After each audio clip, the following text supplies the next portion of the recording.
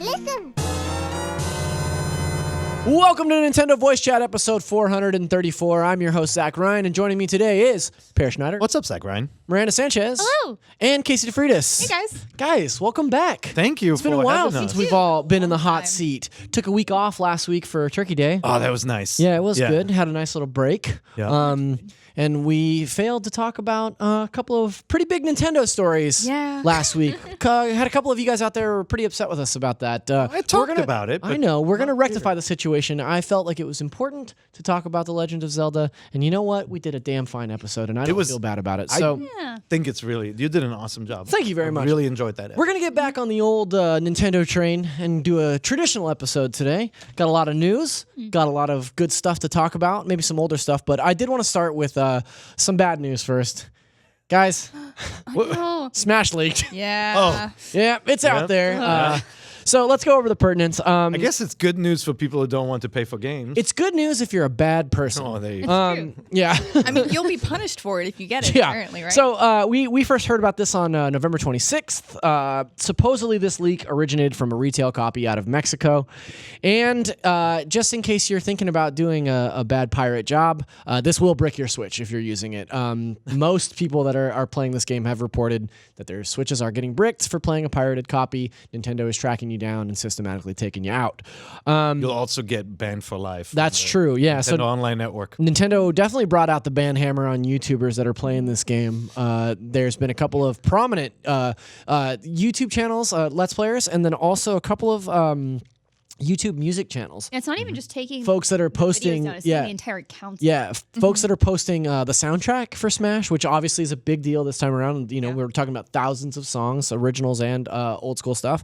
One channel got hit with 21 different copyright strikes. And I guess on YouTube, after you get 3 strikes, your whole channel gets deleted anyway. Unless you can dispute them. Yeah, and these people, it's kind of hard to dispute. Well, if you have the music, you likely have the game, and if you have the game, then you didn't buy it. Yeah. Some of these people were saying that they had the copies with Nintendo's blessing, and were saying that they were pro Smash players and saying that they were Nintendo ambassadors, and that's why they had the game and why they were allowed to post things early. Which, nah. I'm just gonna a big nah to that. Yeah, just gonna chuckle at that and be like, can happen though, right? Obviously, Nintendo sends out games early, but they do. Yeah, for those people, they would have the blessing. If they had the real blessing, then they wouldn't have been taken down. They would be whitelisted. Yeah, and there are processes for this. It's I just was imagining Shigeru Miyamoto coming down from on high and giving you the Nintendo blessing. I would like to point out that this still is the most pre-ordered Smash game of all time. So obviously Nintendo's not hurting in Smash sales. Yep. But honestly, like, you can't wait a week. Like, what's the deal? It kind of bummed me out. Someone spent $700 to play Mario Party a little bit. That's true. No, he found that copy at an airport. What? Yeah, that was a story from a few months ago that somebody found an airport copy. In a hole for a few months. Yeah. I don't know anything. Someone found a copy of Super Mario Party for the Switch on the ground outside of an airport, and then sold it on eBay for $700 about 5 days before it came out officially. Yeah. All right. Yeah, that's old news. Okay. Catching me up. Thanks, guys. Yeah, no problem. Thanks for being on the show. It's an unfortunate situation. I don't condone pirating of any sort of game, and I think that one this prolific and this big that's been worked on for so long by such a huge team, it's a real bummer to see this kind of stuff happen. So I support Nintendo in bringing out that ban hammer. Can't wait to get our hands on our advanced copies. Hopefully we don't get banned. That's right. Playing it. Moving on. Guacamelee 2 gets a release date. Yeah. That is coming out on the Nintendo Switch December 10th, which is great. Perfect companion to the original Guacamelee, which came out earlier this year. We gave Guacamelee 2 a 9.3, which on our scale means amazing. I've specifically been waiting for the Switch version of this game to come out. I got to preview it at, maybe that was E3 earlier this year, and it is fun as hell, so I'm very looking forward to this. You guys play the original Guacamelee? Yes. Have you played Guacamelee 2? Adored it. Not yet. I was waiting for this release. Switch. So I played just a little bit on PS4. and then got really impatient because I wanted to move somewhere. And I was like, well, let's wait for the Switch. Have I got a deal for you? Yeah, it's like, oh, perfect. Yeah, it's absolutely worth owning. It's, we'd use the term Metroidvania. Everybody here take a drink. Once in a while, look, Yeah. look. But this truly is one where you unlock new powers to open new areas and It's do funny. cool things. It's funny because I think we talk about the Metroidvania genre a lot on this show. Paris, right? We have to mention it contractually at least a couple of times every We have episode. to mention what? Metroidvania. Boy, look. if you're watching out there and you're playing the drinking game, you're drunk already. Yep. But this, to me, this series, the original Guacamelee and its sequel are the most traditional Metroidvanias out there. I love these games. I can't wait to play this section. Traditional, though, not in presentation and humor. Those No. games are Right. really funny and, Yeah. I and think crazy.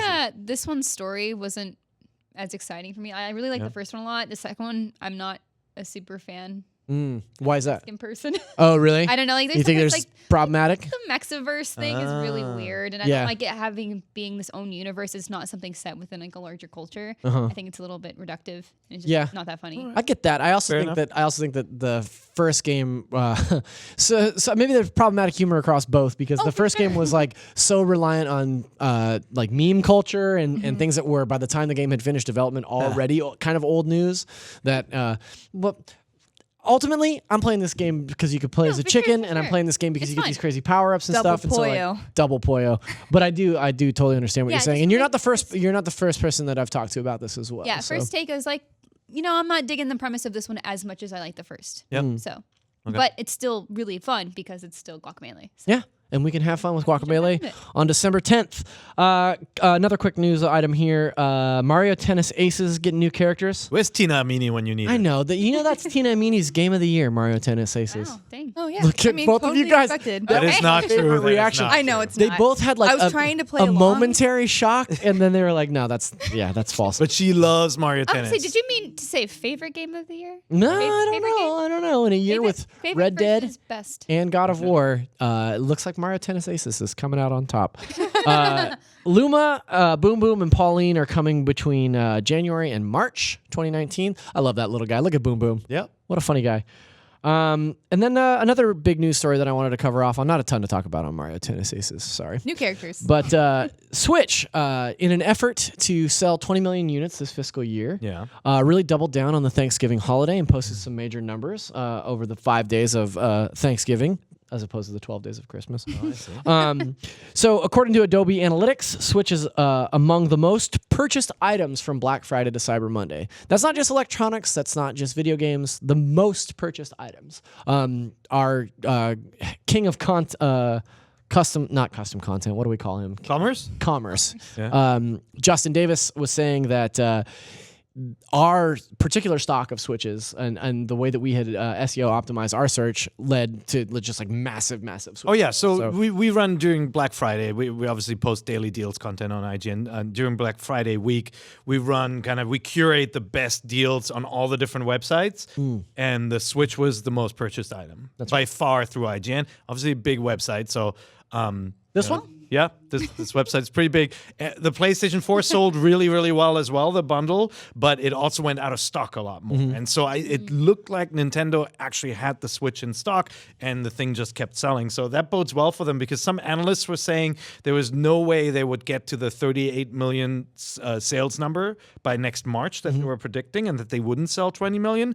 But now we'll see, right? Well, With Pokemon selling and Smash Brothers selling. know. They did sell 115% more Switches in this 5-day span than they did last year, which is a pretty major improvement. And they made up to and including $250 million in sales over 5 days. Part of the reason of that might have been because Pokemon Let's Go is the fastest selling Switch game of so far. It sold 3 million units in the first week. That's a lot. That's a lot of Pokemon. I love that we have the Poke ladies on again. That's right. Hello. Yeah. There's like clapping for Just so Pikachu. happy. Go get a But Pikachu. I Hey, mean, Eevee. 115% is great, but they need to. I mean, in the first fiscal year, they sold 17 million, just under 18 million. They need to sell 20 million this year.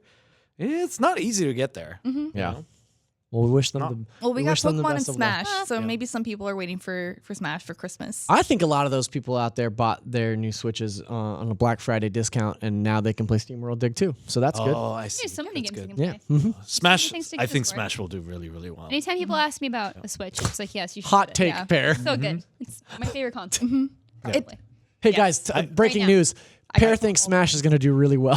Yeah? I have a Hot good take. I have a good source that tells me A sneaking suspicion. one of the top selling Nintendo franchises will do really, really well still. Yeah. Thank you, Pear. That's why you're the Thank you, that's yeah. why you're at the top of the food chain. Yeah, here. no, I spent the last Sure. week researching this. Yeah, good. Thanks. Of course, there is one news story this week that was truly baffling in all ways, shapes, and forms, and that is the story about the whole kerfuffle about Skyward Sword potentially coming to the Nintendo Switch. So over Thanksgiving weekend, Aonuma made an onstage appearance at the Legend of Zelda musical concert in Osaka, and during which he mentioned but did not confirm a potential Switch version of Skyward Sword. Now, I say mention, but it was sort of a tongue-in-cheek thing, right? The composer had said something about like, "Oh, doesn't this make you want to play Skyward Sword?" And then Aonuma kind of responded to that as like, "Oh, maybe you could play it on your Switch." But he also very quickly Seems pretty like. Remember, this concert has a lot of Zelda games in it, True. a lot of music, and it seems kind of funny that they set this for this game. It's very specific. Yeah, like well, worry I don't not. think it's a coincidence. Worry not, because as of this morning, Wednesday, when we're recording this, Eurogamer got a quote that says Nintendo currently has no plans to bring Skyward Sword to the Switch At this time. at this time. Just But today. maybe next week. But what about tomorrow? Exactly. Well, here's the thing. Take a trip back in time with me to E3 2016 when Aonuma on record said that the Skyward Sword HD remaster was a definite possibility for Switch, right? So sort of conflicting reports. And I did want to point out, you guys did a pretty good job of this too, but like Nintendo is a very they're sticklers, right? Like they control their messaging very specifically, and they make sure that they talk about things when they're ready to. And I feel like this particular instance kind of flies in the face of that philosophy, where if Aonuma's out there sort of like making jokes about it, it's like, to me, that signifies, well, maybe there is something in the works. My question to you guys is this just Nintendo getting up to their old tricks? And what do you think about Skyward Sword on Switch? And also, why would they bring the worst Zelda to Switch and not a different one? Okay. Whoa. Here we go. Ready? So Skyward Sword had a lot of problems. I never finished it because the controls irked me that badly. I hated the controls. It's one of the most well put together stories from a Zelda This universe. guy hates the controls The too. music is great. Yeah, it's like I just don't even know what Put to do away. anymore. Yep. I would Oh, love no. the opportunity to play this game with regular controls and upgraded graphics, because I never did finish it. And I think it's a story that's worth experiencing, especially in the Zelda universe. I liked a lot of the characters from this, so I was a little sad that I also never finished it. No, people are like, 2 people in a row still haven't finished this game. Right. So I was Couldn't do actually in it. college when this came out, and Same. so my Wii was back at home with my family, and so I didn't get to take that with me. And so the only times I got to play it was when I went home, and so I just never got around to finishing it, which is really sad because I made it pretty far. Yeah. I enjoyed So- it. I just liked it. Chance. I enjoyed the game. Yeah. I was not in love with a lot of choices for this game. Like the hub world just didn't work for me. I love the exploration aspects of the Zelda game. So Breath of the Wild is the pinnacle. I feel Yeah. like from that point of view. Never heard of and it. this one was so compartmentalized, Yeah. but all the mechanics were really good. Like the flying felt really good. That big boss battle in the sky was truly surprising. The like time bubble element, the desert and the ship and all that kind of stuff was really, really cool. I did not like the art style at all. And Oh, a really? lot of people say they love the art style in I this completely game. agree. Of- I didn't like it that much either. Of anything about whatever this game is called, Skyward Sword, I think that the art style is one of my favorite things. See? Like, it looks like a Studio Ghibli film to me. So right? Like it was weird because you went from Twilight Princess to Yeah. this, and it was just kind of jarring. I think when it first came out, Ocarina Ocarina to and Majora Wind Waker. Wind Waker yeah. is the big change to Yeah. it, but I like that one. I think I had the same reaction when it first came out. Like back then, I saw this and it's like, oh, we just got Twilight Princess. It's like dark, gritty, like more realistic Zelda. Why are they going back in the other direction? But now that I look at it, It's the best of both worlds, I right? wanted think it. it looks I would. fine. Yeah, it's a middle ground. I thought I didn't like the color choices. Like I didn't like that muted watercolor look, and I wish it was as vibrant as Wind Waker and even cel shaded, because it would have looked really good on the Wii. And the Wii was not a powerful piece of hardware, and it shows with this game where we were playing this when we were playing truly beautiful games in HD on other platforms. That was a bummer. But I think actually this game gets a bad rep. It's a lot better than people remember it, and it has some really cool dungeons, some really cool puzzles in it. I will say that the dungeon design in this game is some of these dungeons are among my favorite, but you and I were talking about it a little bit earlier this week, in that one of the things I said to you is that the moments in this game are fantastic, but overall I sort of have an issue with this game. Obviously, I've critically derided this this game on many episodes of NVC, much to the chagrin of our fandom. But I want it to be back, though. I think when you play it on the Switch, and hopefully they'll do the controls justice with sticks and buttons, so you can play it on the go as well. Yeah. I think you'll find a lot to like in this game. So my hope for this is that they give it the Wind Waker HD treatment, in that they take a look at some of the things that maybe were a decent idea or worked in generations past, but have aged poorly. You can't have this game without dowsing. I mean, that's such an intrinsic. Don't make me find every part. freaking nut in the game. But like some of the fetch quests could be completely eliminated, and you wouldn't lose anything in the game. There's really late game stuff. I played through this game once, finished it, and then a couple of years later I went back to play it again. And when I got to the third fetch quest where they flooded the woods and threw all these puzzle pieces out for me to find, it was just like, I don't want to do all this again. Like I already proved to you that I'm the hero of time or whatever. Why do I need to, I don't need to do this again. So, Let's do this. Yeah, but there are things that I really did enjoy about it. Music and too. Honestly, as hypocritical as this sounds, watching that trailer kind of made me nostalgic for it. Maybe totally want to play it now. I can tell. I'll play it again. I think the motion controls didn't bug me as much as they bug some people, but like Casey apparently. I didn't mind them that much. I really liked the way you could roll a bomb. That was nice. that was my problem. Like I kept trying to roll bombs and it kept throwing it instead. And there was no way. I don't know what was wrong with it. Big news here. Casey DeFreitas bad at bowling. That must be it. I'm just bad at bowling. How do you feel about Wii Sports? I liked Wii Sports. Any game where you perform the same action twice in a row and only 50% of the time does it what you want it to do, that's a real problem. Especially in the middle of a boss battle when you have to roll it to do the right thing. And so I didn't mind when sometimes the sword slash wasn't exact, but like some of those actions like bombing, it should always work, because you also get hurt by your bombs if you're not careful. So one thing I want to point out in this conversation is that as we talk about whatever this potential HD remake could be, we're talking about sticks and buttons controls, right? I don't know the if Switch they'd be has able to. motion controls. Like you could very easily control this game with Joy-Con. I think they would leave that in. Yeah, I think it might honestly be better implemented this time around. I think the ability of giving players the option to play, traditionally or with motion controls would be kind of interesting. And also, I'd love to see what the ratio of like how people choose, like what that would be. They definitely would have to spend some time on making it work with sticks and buttons. But remember, old Zelda games like Ocarina of Time, you had control whether you're doing a sideways slash, or you could even do the spin attack by rotating the stick and all those things. You could adapt everything. It's just that with some of the areas you wouldn't be able to move and do the action at the same time. Like you can still do the sword like hypnotizing the door googly eyes. You can still do that with a stick, right? No, I like the door googly eyes. Yeah, it's from. I think I brought this up before. Somebody's gonna gift that for sure. You and me doing in Japanese culture, the way you catch dragonflies is to hypnotize them by moving your finger like that. That's why it's in the Zelda game. Whoa! Yeah. That's wild. Yeah, that's so really like cool. the catching thing is you confuse stuff. Yeah. Neat. Yeah. The more you know. I like that. Reading Rainbow. I'm still waiting for a Zelda collection on Switch.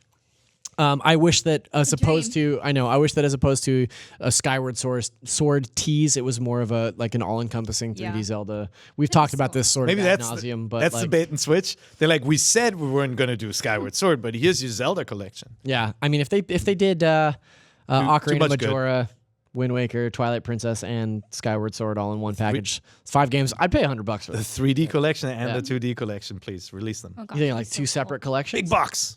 Yeah. Oh wow. Because it's too much good for one box. Yeah. Okay. Yeah. I guess I could get down with that. Yeah. I'd be fine with that. Okay. One thing we didn't talk about last year. Here we are again this week talking about The Legend of Zelda. I mean, if there's anything that this era of NVC will be remembered for, it will be my obsession with Link. But Well, I'm sure a new one is going to be announced in December, so don't worry Yeah, about it. You he's think a great so? guy. Like he's a good one to. we're going to talk about this maybe a little bit later if we get there. But Oh. I like that as your nice, prediction. Right? One thing we didn't get to talk about last week is the Detective Pikachu trailer.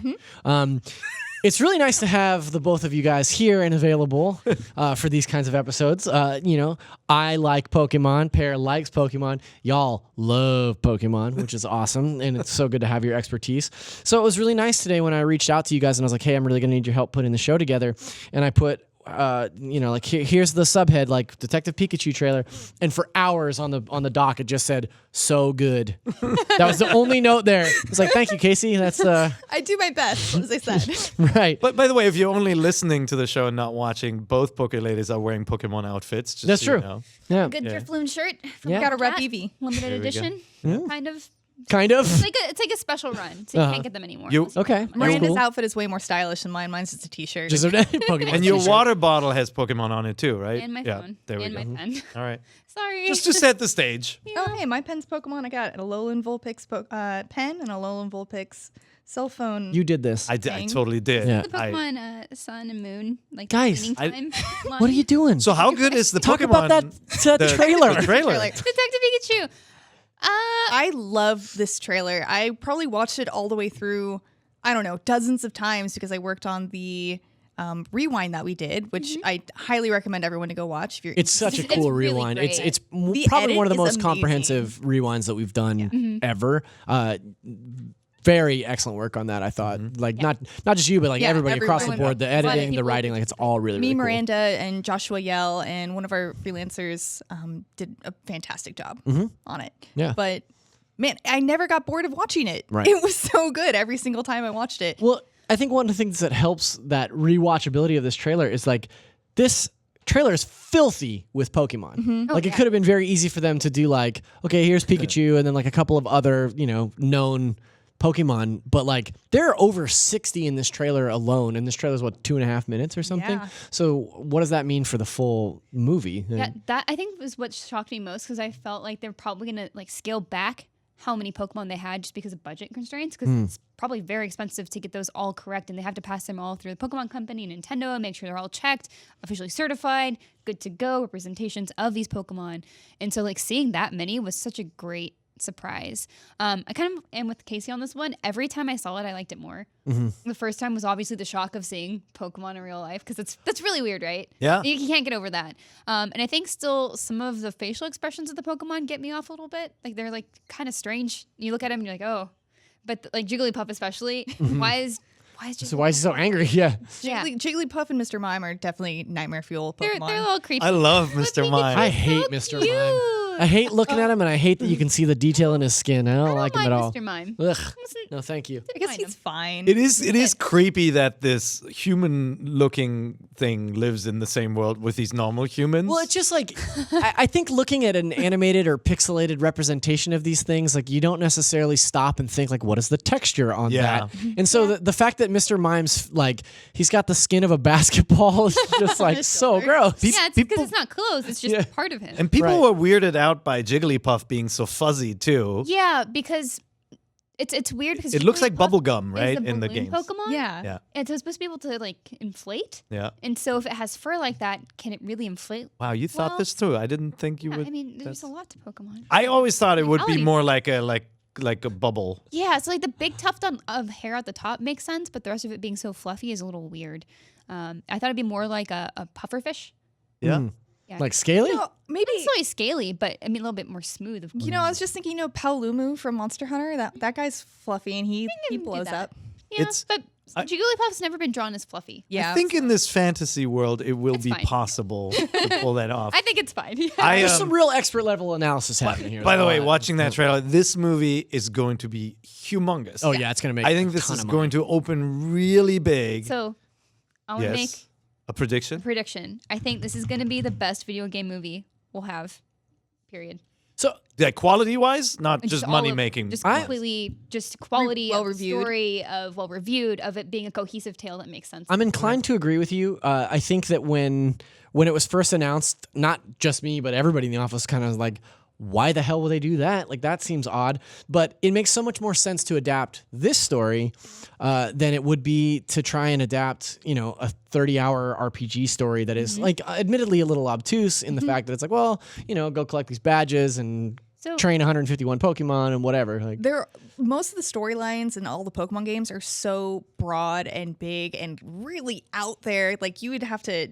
They're just too out there to adapt to a movie, I think. But Detective Pikachu is so relatable and like contained. Yeah. So what I really liked about Detective Pikachu, which I reviewed and adored, it is so grounded and it's such a unique way to look at Pokemon that we don't get to see day to day. Because of course in the anime you get to see Pokemon like running around, but you don't ever really hear their perspective. And so the unique thing with Detective Pikachu of being an actual Pikachu and being able to talk and translate for their Pokemon beyond just Meowth's sometimes casual translations is like really investigating like why these Pokemon are upset or like what are they doing day to day. And because it's set in a town and not following a trainer, you get to just see life as it is in the world of Pokemon. And it's just such a great grounded way to look at everything. And the story itself isn't going to be one-to-one with the movie and the games, which they've said before. They're lifting a lot, but not keeping the same thing. I actually really hope they keep the core mystery the same. Like, I know they can't follow each beat because it's way too long and there's too many things I think would be maybe too expensive for them to adapt. I don't know. That trailer looks pretty expensive. No, but they go a lot of like really neat locations with really big Pokemon. And I think that would, because of the sheer number of Pokemon in Detective Pikachu would probably be too many. Oh, wow. And there's already a lot of things in this that are different from the game, which I don't want to spoil anything or like reveal any of the bigger twists in case that is a thing. But there are some references in actually the poster for a Detective Pikachu movie that hint at things that did happen in the game. So I'm really excited. How do you like the voice of Ryan Reynolds as I don't. Pikachu? So here's the thing.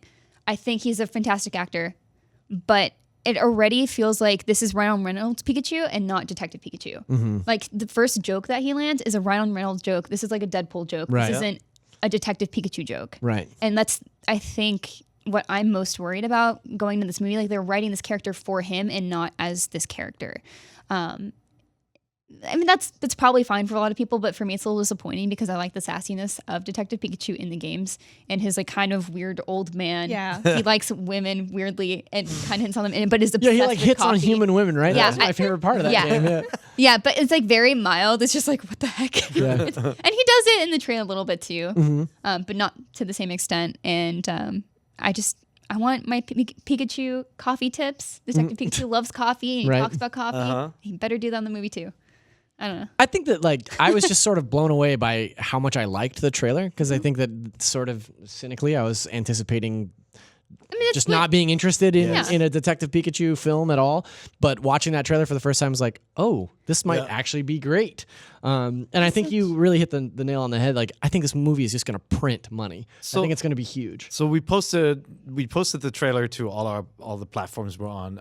It is our biggest video on Facebook all year.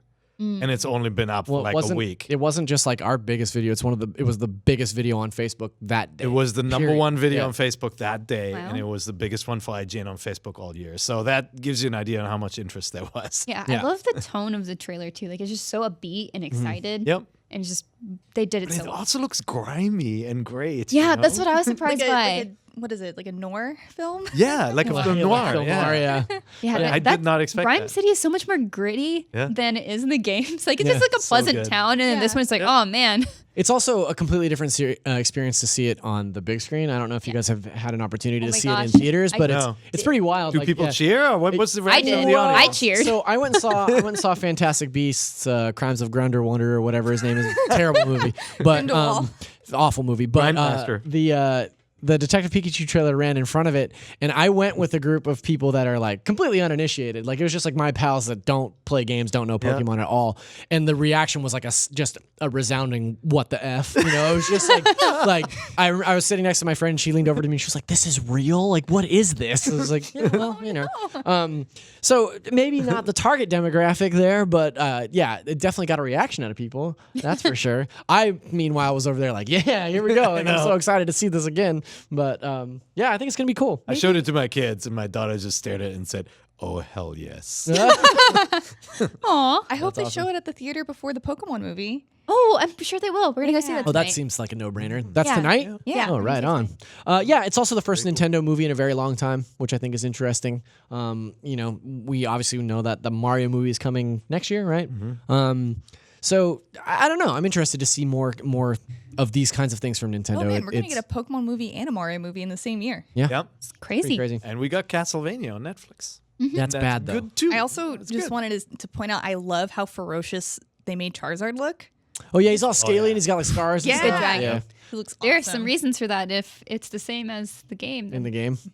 Miranda. Spoilers. it can't be the exact same. It's a different location. Detective Pikachu is out in theaters May 10th, 2019. So a bit of a wait for that one, but I'm sure we'll all be there day one. And speaking of Pokemon, a little Pokemon game came out last week, 2 weeks ago, some time ago. And Miranda, you got a chance to review this game. Yes. You gave it an 8.3, which on our scale means that it's great. 0.3. I'm playing Greater than great. I'm playing Pokemon Let's Go. Per, are you playing Pokemon Yes, I am Let's Go? playing. Which version did Pikachu. you choose? Pikachu. I also played Pikachu. You definitely played Pikachu. What about you? I'm Team Eevee. Yeah. Wow. That's good. No. Odd man out. Yeah. Good. We got a trade. Yeah. No, I'm enjoying this game much more so than I thought I would. Good. I love the first gen Pokemon games, but this is obviously a remake of that. But I wanted you to talk a little bit about this game. Obviously, the first generation of Pokemon is so important to you. You got a chance to review this. What was it like going back to this game in a sort of reimagined format? So when it first popped in, it was even with the demo at E3, it's just so strange to see this world in 3D and just so colorful and alive. That's the thing that I was most excited about first, is seeing the Pokemon to scale in this world, just wandering around, and how awesome that is. And just to have like another Pokemon following you, whichever friend you want, along with your pair or your partner Pokemon. And that just got me so excited to get in this world. And it's pretty much what I'd expected it to be. You know, it's Pokemon Yellow going to Kanto. Right. But with better effects, a different catching system, which I do have to kind of be a little bit wary about, because I wanted it to be a little bit more solid, like it has been developed through Pokemon Go. So if for some reason you don't know what the deal is with the catching system in Pokemon Let's Go, it uses the same system as Pokemon Go, where you have a reticle and you just throw Pokeballs at the Pokemon in that reticle and try to catch it. It's very simple. It's You basically don't binary, right? Like you either catch it or you don't. There's no battle. There's no Don't whittle down its HP. to Right. make Yes, it so you easier. just throw it. So the problem with that is that it's not super clear whether or not you can catch it. So the reticle is colored based. So it's green is you're probably going to get it. Yellow is, you know, it's going to be a little bit harder. And then red, of course, is that it's going to be very hard to catch.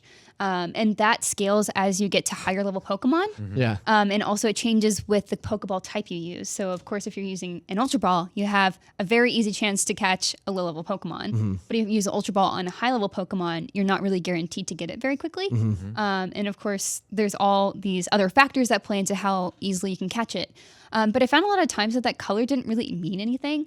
So like whenever I went to go catch, say, Eradicate, that was level like 40 something, using an Ultra Ball, easy.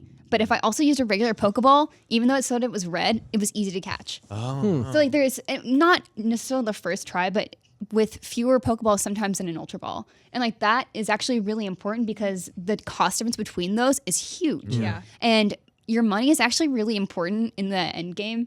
By the time you get there, just because you've already battled kind of everybody, and it's like what you have is what you have, and you can go get money by grinding through just through the Pokemon League again if you want to do that. But that's kind of really it. Yeah. Or through selling things. Yeah, you can find random stuff in Cerulean Cave, but it's not they're not super common. And So so, the tip from the Wikis team is Yeah. don't buy the Ultra Balls. no, you do need to buy the Ultra Balls. Yeah. The problem Do is buy my the biggest Ultra criticism with Balls. this is how disappointed I was with that randomness of the catch system because it should have been more clear. Like it feels like Pokemon Go is better about that. Well, they don't do a great job of explaining what those color rings mean either. Yeah. Because early in the game, I was trying to catch some sort of Butterfree, and I remember I was just throwing balls over and over and over again, Yeah. and like literally like 15 or 16, because I was just like, I just want to catch this friggin' thing, and then finally I did, and then I realized like, oh, it had a different reticle, like it should have tipped me off. Yeah. Yes. So that's kind of something I was disappointed about with it, but generally I really do like the change of it being like kind of a more casual approach to Pokemon because that's what this is. And this is how it's marketed. It's like it's a little bit more easygoing, revisiting Kanto, and if it's someone's first time to play this, then it's a little bit easier to get them into the series. That's not saying that a younger player can't do that. Like that's not what we're saying. It's a new person who doesn't know anything about Pokemon or, you know, maybe wants to play with a friend who's unfamiliar with it and doesn't want to do all the grindy battles, don't have to. Yeah, I tweeted about this as well, and this is one of those games that I had sort of decided that I was probably just going to stay away from because I have played Red and Blue so many times, and then I recently played Yellow when it was re-released on 3DS, so pretty recently. And so I thought I don't need to play this again, but then when I got my copy and I started playing it, it's so joyous and so fun and looks so good and is such a different like reimagination of those games that I was talking about it on Twitter and I was like, I'm really having a great time with this. Like, I feel silly for having said that I probably wouldn't play it. And I got a lot of people tweeting at me that were saying like, yeah, this is my first time with a Pokemon game. I'm loving it. It's really great. Like, what a cool way to get introduced to this series. So I think my favorite change outside of the graphical updates of obviously my favorite change is that you can see the Pokemon in the tall grass. It's so good. Since Secret of Mana, I wanted Yeah. RPGs to always do that. I want them to keep, if they're going to keep any aspect of this in the core game coming out next year, I want them to keep Pokemon in the overworld. yeah. That'd be so nice Yeah. because then you can just avoid the Pokemon you don't want. Yeah. Going through any cave and avoiding every single Zubat I saw was pure magic. It's like, I don't want to see you Still ever have again. PTSD Go away. from Yeah. that. Yeah.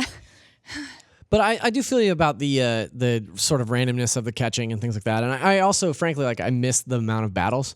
Like it streamlines the game quite a bit. And I feel like you get through, like I was sort of shocked at how quickly I got to the first gym because you can just meander around the Pokemon that you don't want to catch if you're not a completionist. You don't necessarily have to like get into these random encounters and stuff.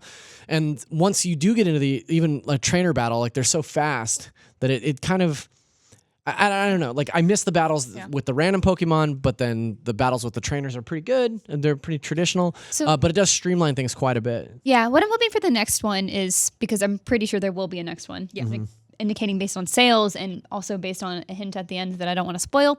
I think I would like to see them have a way to re-challenge trainers outside of gyms and stuff. Yeah, Just like- because it'd be nice to have a new Like set. in Gold and Silver, you had like the phone call system. Like they'd call you and be like, "Hey, come back and battle me." Yeah. Do you mean next one another remake? Because they did announce the full game for next year. Right? Yes. So if they do another Let's Go for say Like another Let's Gold Go and Silver. type. Yeah. Yeah. Cool. Yeah, there are a lot of things I like about this game. There are two things. I'm a little bummed they didn't get this to run at 60 frames per second because it's not the most like elaborate looking game. Like it feels a little archaic that it runs at 30 with these visuals. But the thing that still always bugs me is that they haven't added the Pokemon voices for all the Pokemon. I kind of like the Game Boy era, like growls and stuff. Like they're so nostalgic. Yeah, but still. Seems out of place here. Yeah. Yeah, I've always been a little curious as to why they choose that for the design when, of course, Pikachu and Eevee get their voices. But I know, obviously, those are supposed to be your special Pokemon and they're meant to do something else. And I think that's another thing I really loved about this was how at this front and center Pikachu and Eevee were in their respective games. And they really do make them such an important character in this. And they do such a great job of like making them so emotive. My Pikachu so gets really cute. fierce. Yeah. I love it. No, like whenever you go to play with it, it always makes funny faces. Right. I've gotten some like really great reactions and I always screen cap them. So That's cute. good. And I want to your partner Pokemon in this game are so overpowered, especially Eevee. Yes. Like Eevee can learn. So Pikachu gets 4 special moves. I've only found 3. Okay, maybe 3. I'm So playing you have Eevee the one. 3 that they teach you, unless I somehow missed one. Yeah, no. And then you have the 4th one with when you shake the Joy-Con. Yeah. And Eevee has, I think, 9 special attacks, and they are all do at least 90 damage. And you can get one for like every single type, so you don't have to switch out to get the type advantage with Eevee. And then most of them get things like one of them heals you. The Eevee's grass attack is basically just a 90 damage leech seed. Like, it's just ridiculous. Eevee's OP. So you're saying that the Pikachu version is the expert version for the real players? Yeah. Nice, Well, nice. Pikachu gets a priority move that always does critical hits, and it gets the stab attack bonus. So She took So it I right would away. say though the Eevee version is definitely easier. Yes. Like you can make it easier, but the thing is, nothing says that you have to use Pikachu or Eevee in your party. Like you don't have to make Right. this easy, but you have the option to have an easier playthrough if you focus Yeah. on just using them because their stats are like out of this world. yeah, when you get these Pokemon, they automatically have the best individual values that they can, which is basically what makes every Pokemon unique. And they have the max stats that they can have for that The most species of unique. Pokemon. Yeah. Yeah. Well, and I think it's also funny, like you mentioned that you don't necessarily have to have them in your party, and all the marketing material and stuff we've seen Pikachu and Eevee sort of tailing along behind you. But one thing that is awesome about this game is that you can elect to put any Pokemon there. Yeah. Any Pokemon will follow you, or in some cases run out in front of you, or in some cases carry you on their stomach or on their back. And there's 171 unique animations for each of these Pokemon, which is so cool. There's a video that Andrew Goldfarb and Brian Malkowitz produced that is all of the animations kind of strung together. And some of them are so funny and so like they're kind of reactionary in that if you have what's the round guy that's Snorlax? he's all rocky. Golem? Is that Golem is one of them. There's also Sandslash. yeah. So if you go uphill, he rolls really slowly, and if you go downhill, he rolls really fast. Okay, yeah. I love that. Like I love that little attention to detail. Like it's not just the same running animation everywhere. Like they Slowpoke change is very depending on slow. their terrain. Yeah. A lot of the baby Pokemon will just kind of like trail behind you, like Caterpie. Yeah, Yeah. Caterpie's so slow. And they even made different animations for the Alolan form Pokemon. Yeah. Yeah. Which is just so much attention to detail. Psychedelic Muck is really cool to see in the game. I really like him a lot. Yeah. Gross. My biggest complaint about these Pokemon is that you can't ride the legendary birds. Yeah. What? I guess it makes you I wouldn't kind of want feel to like ride fire, but you ride Rapidash. Yeah. So my headcanon for that was that they're legendary, so the respect to not ride them. Yeah. I guess I I just feel like think we back could to just Pokemon walk Snap. out. Yeah. Oh, Yeah. yeah. And like for the sure. camera would stay on them in like 2 hours. We'd come back. It's like, well, I could actually believe you break down can't touch everything those too. Zapdos. I think one of the other things I did want to mention that I found kind of disappointing was the motion controls. So sometimes when Yeah. you're flinging Pokeballs, it just goes somewhere else. Or if mean a with a Pokemon, Joy-Con or with the Pokeball controller? with either. Like if you're trying to use motion controls, some of the Pokemon will move, and you can use berries to get them to stop moving, but you're kind of limited on berries unless you've just grinded to catch a bunch of Pokemon and hopefully randomly drop berries. Yep. So when one's moving and you're trying to throw it that like left or you're trying to throw it right and it doesn't do that, it's just so frustrating, especially when you're like spending something that you paid for. Yeah. One tip for throwing annoying. Pokeballs at an angle is to use your Joy-Con or Pokeball like a frisbee. Yeah. And I heard that. Well, I know. Not literally. Like, Don't let go. Don't Yeah, let don't go. let you absolutely go, just let it go. Right. But you have to have the little wrist strap on, then you're fine. Where can people find more Pokemon tips, Casey? you can find more Pokemon tips on our Pokemon Let's Go wiki. You can go to Google and type in Pokemon Let's Go Wiki IGN, and it should be the first. Damn it, results. Casey. Is it good? Well, I think it's pretty Is it good. thorough? yeah, It's worked on pretty it. thorough. Yeah. I have to play devil's advocate here and pose a question to y'all, and that is, isn't this just Pokemon Yellow? I mean, how much of it is supposed to be. right? But I mean, like, I'm enjoying it in spite of the fact that like I've recently played Pokemon. Yeah. But if you've played the first generation of Pokemon a number of times, like the both of you have, is it worth a casual Pokemon fan jumping back into it and being like, oh yeah, I've already played this game, or do you find that it's a little redundant or I tedious? think, of course, like there's some changes narratively that kind of acknowledge that this isn't the first time you've been to Kanto. Okay. And I think it's just very subtle, but it's just nice. It's like a welcome back. And of course, the changes in the mechanics are pretty huge. So if you are a little tired of going back through Kanto, you will have a faster journey depending on how you choose to play. Casey, you've got a couple of meta changes that you've outlined here that are sorry. they are very specific. Yeah, so this is so one of the reasons I was actually really excited to review this was because it's not technically one of the core franchise Yeah. games, so it's not going to be like top tier competitive play game, which is perfect for me. Also, why I reviewed Detective Pikachu, because I'm not super into that. Like my version of Pokemon is these are my friends. I love you despite Yeah. your stats. We'll do our best together. And this game is perfect for that. Yeah, and so one thing I have liked is because I do catch so many Pokemon, I'm not attached to just one of them. Okay. And so then I choose the best one, but it's a lot easier to do that as opposed to other games where I felt like I had to really try hard to get this one Pokemon because it's so random. And so it's let me to get into the competitive nature just a little bit more, but no breeding or any of that. Yeah, there's no, so there are 2 introductions into Let's Go that does make like competitive Pokemon catching better and easier. And the first one is that there is a nature fortune teller lady, and you can pay her, I think, 10,000 money, which is a lot. Pokemon coins. Yeah, Pokemon coins. And she will, you can tell her what nature you want your Pokemon to be for the next day, which makes shiny hunting and chaining for Pokemon with good stats a lot easier because you can guarantee the nature just by talking to her. And there's this cute little kind of Easter egg. There's an Abra next to her, and that's because to get the correct nature in previous games, you would bring an Abra at the front of your party with correct nature because it has the ability synchronize, which would then have a 50% chance of passing its nature onto the Pokemon you're catching. Zach has like the most blank stare on his face. It's fair. It gets. I know it's So complicated. into it. You put this stuff in your notes and it looks like math. Like I think it's I remember crazy to me. when I was in high school and I tried to get into some competitive play, and I was just like, you know what? It's not for me. It's Yeah. so much. It is actually a lot of math and Yeah. just Yeah. calculations It and planning. just looks like a formula. Like yeah. It is. And the second thing is that they give you access to the IV judge a lot quicker. So right after you defeat Misty, you can go straight to it's like a route connector between, I don't remember the route's names, but just like make a right out of Vermilion and you'll run into it, go upstairs, talk to the professor, and he'll give you the ability to see how good your Pokemon are. I think you only had to catch 30 Pokemon. Yeah, it was 30 unique Pokemon. yeah, like we which should isn't do very much. a show that's just the Pokemon hint line.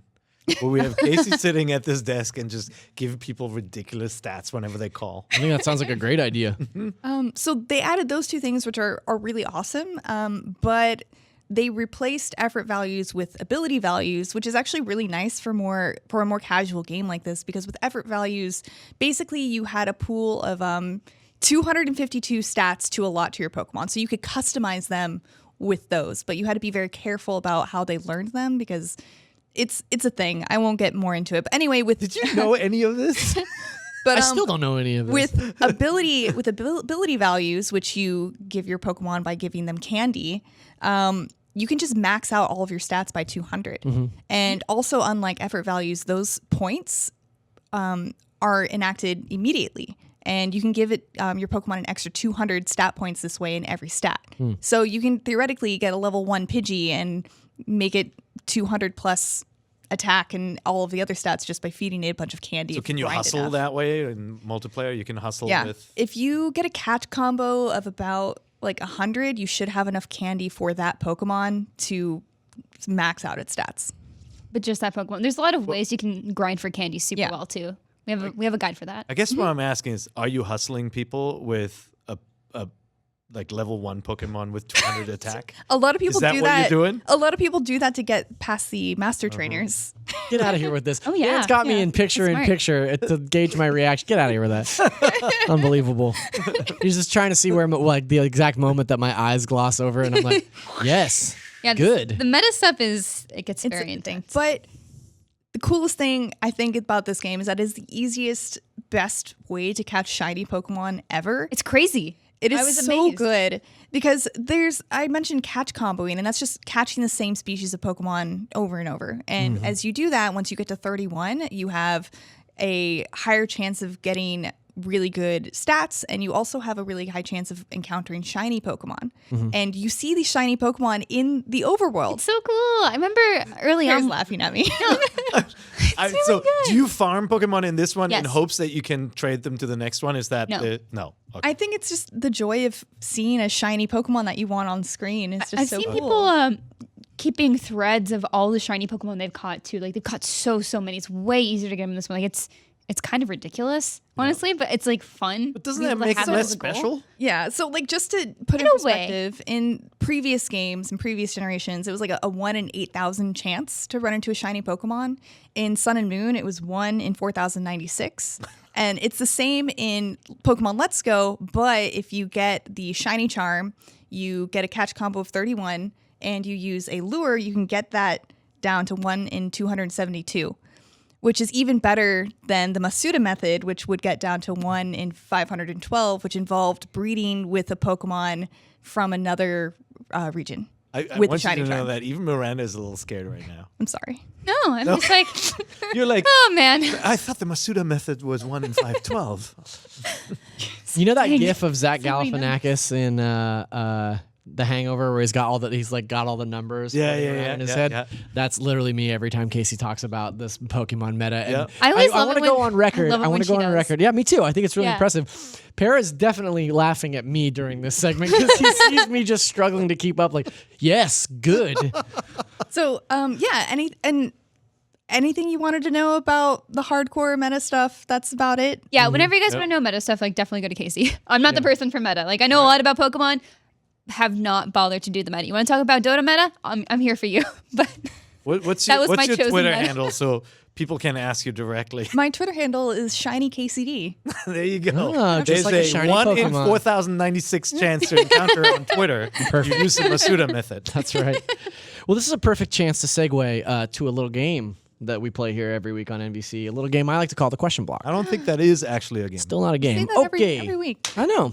So our friend Andrew Knowles from Facebook asks, is a 3D open world Pokemon game what the franchise needs next? I think that the only way to reinvent the franchise and create a new Pokemon experience, I think this is the only way to reinvent the franchise and create a new Pokemon experience.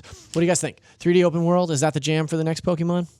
I don't think it's going to happen, but I would love it. I think that'd be cool to see them shake it up like that. Yeah. God, like a Breath of the Wild style world where You go to any gym you want. Oh, man. Get wrecked. Yeah. That'd be awesome. I would. Get I wrecked would. first. I just want to see Pokemon. So seeing the Pokemon in the overworld in Let's Go was awesome. Seeing them actually live and interact with the world would blow my mind. So that's weird because that's what you get with like Detective Pikachu. Yeah. So what I'm most excited for about the Pokemon franchise is them trying these weird one-off games and delivering on a different perspective of Pokemon. Pokemon Snap did that too, where you saw them Yeah. kind of in their natural Exactly. Now you're speaking my habitat. language. Yeah, there Yeah. you go. Yeah. You remember that one? Yeah. I would. So I I think- want another Pokemon Snap. Yeah, I think Same. I think Big their same. best chance to like grow the series is going to be in these kind of side games, like with Let's Go. Interesting. We get to see different perspectives and Yeah. different ways to catch and seeing them in the overworld.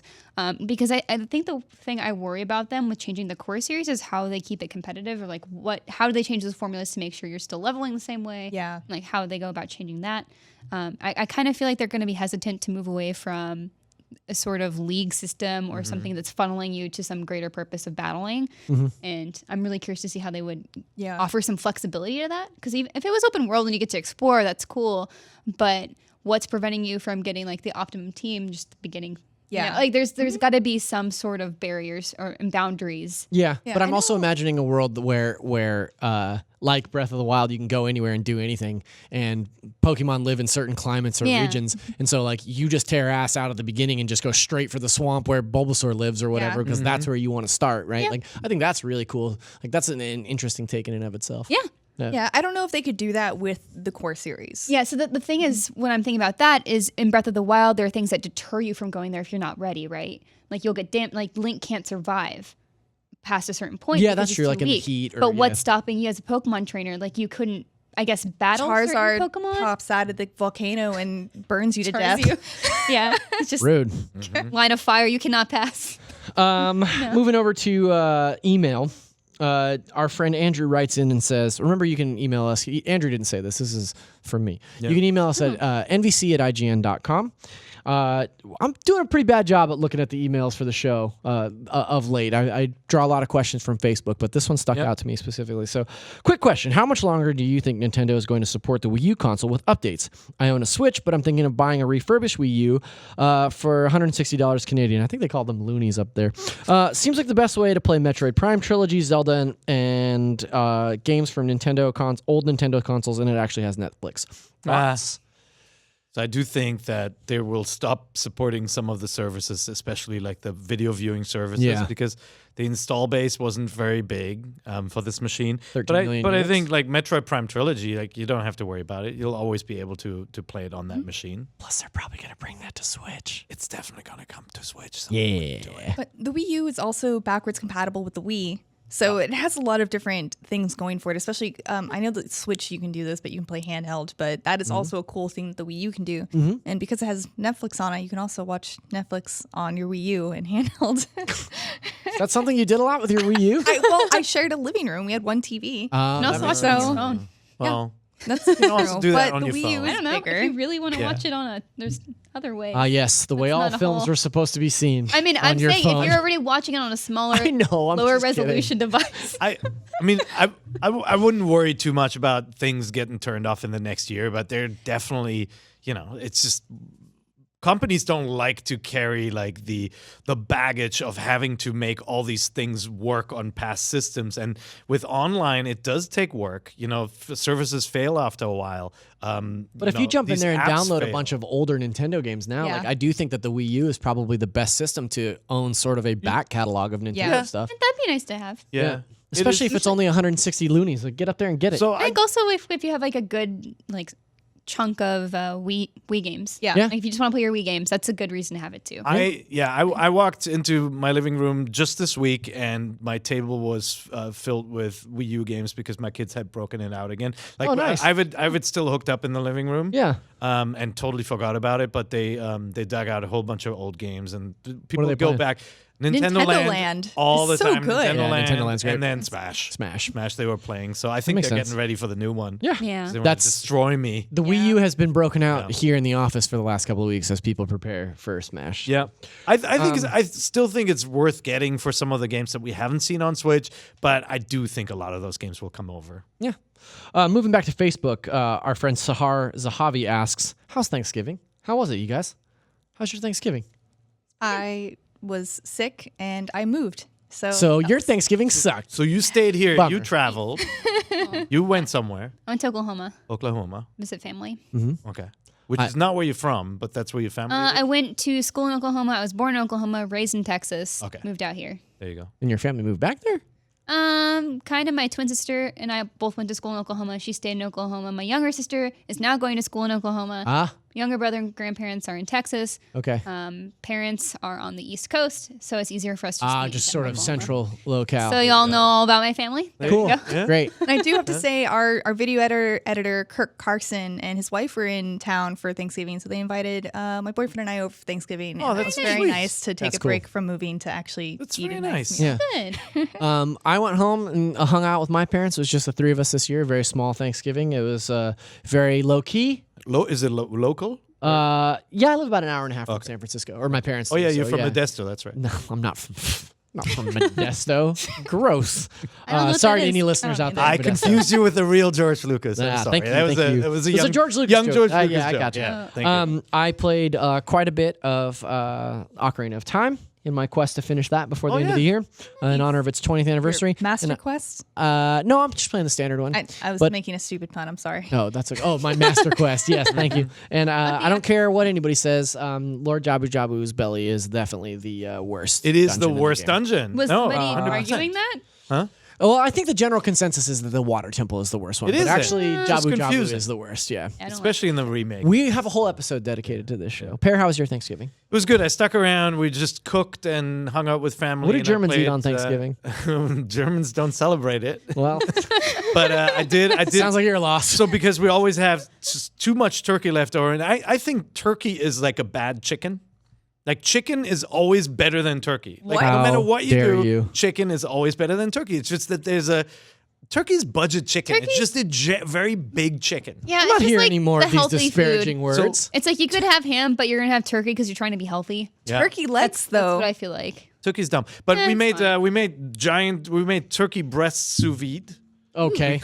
And then Fancy boy. And then it was really good, and it was actually manageable. We ate it, and we didn't have to eat leftover turkey for 2 years, like usually No, happens. the best part Best of part making is a whole leftovers. Thanksgiving turkey on Thanksgiving is that you have a carcass to make soup with after. Yeah, but and the best soup you will Thinking ever that make. turkey is a bad chicken already, I don't want to keep on eating turkey stuff, That's fair. right? Pear, it's been really great having you on the show. thank Back over on Facebook, Sam Schumacher asks, what Switch games do you think will be announced at the Game Awards?